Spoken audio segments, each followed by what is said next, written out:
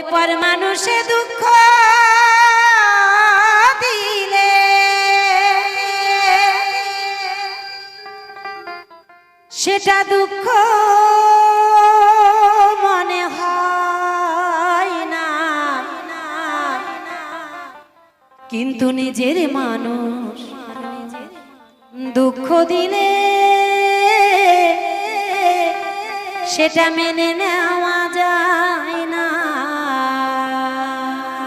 সত্যি মা, পরের মানুষ কত দুঃখ আঘাতে ব্যথা দিলেও সেটা ব্যথা মনে হয় না, কিন্তু নিজের মানুষ, নিজের ঘরের মানুষ যদি সামান্য আঘাত দেয় সেই আঘাত সহ্য করা বড় দায়। তাইতে সেখানে দাঁড়িয়ে মহাজন গানের ভাষায় কলম দিলেন কে?